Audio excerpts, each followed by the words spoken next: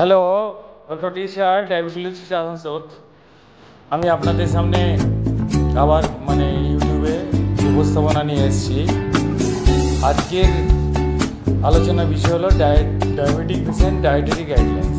Usually আমরা যারা diabetologist আছি, আমরা সাধারণত পেশেন্টের বডি মাস ইন্ডেক্স BMI যেটা, ওটা ক্যালকুলেট করে আইডিয়াল বডি ওয়েট আমরা ক্যালকুলেশন করার পরে আমরা সেই অনুযায়ী total calorie requirement per day according to ideal body weight আমরা এটা করে দিই, বিশেষত আমি করি।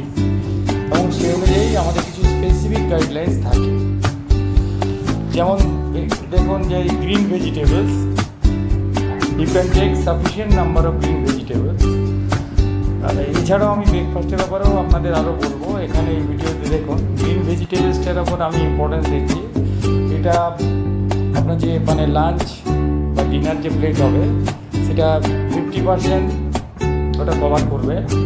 তাছাড়া আপনি যে আরও কতগুলো জিনিস আপনাকে করতে হবে,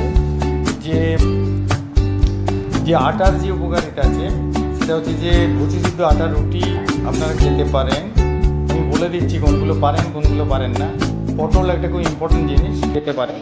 এটা যে কার্বোহাইড্রেট আছে এটা থেকে সুগারটা খুবই ধীরে ধীরে হয় আর কি। এছাড়া B1, B2, vitamin C, calcium, antioxidant থাকে। এটা খুবই হেল্পফুল ডায়াবেটিস পেশেন্টের ক্ষেত্রে। সয়াবিন গ্রানিউলস ডেফিনেটলি আমি সাজেস্ট করি। এছাড়া যদি অ্যানিমেল প্রোটিনের থেকে যান, ছোটো চারাপোনা মাছ এটা চলতে পারে। তবে কতগুলো দিকে আমরা যেটা অ্যাসেস করি কিডনি ফাংশন বা এগুলো দেখে ইউজুয়ালি আইডিয়াল বডি ওয়েটের ধরুন 60 কেজি 60 গ্রাম, 70 কেজি 70 গ্রাম, 75 গ্রাম পার প্লেট ইউজুয়ালি। বা এই মাছটাও আপনারা দেখে খেতে পারেন, খুবই ভালো ক্যালসিয়াম রিচ ফিশ। এগুলো ছোটো মাছ, এটা তো পুঁটি মাছ দেখবেন। ম্যাঙ্গোটা আমি ইউজুয়ালি সাজেস্ট করি খুবই কম, এটাও আমি সাজেস্ট করি খেতে পারে। এগুলো সবই দেখুন একটার পর একটা আসছে, এগুলো কিন্তু সাজেস্ট করি।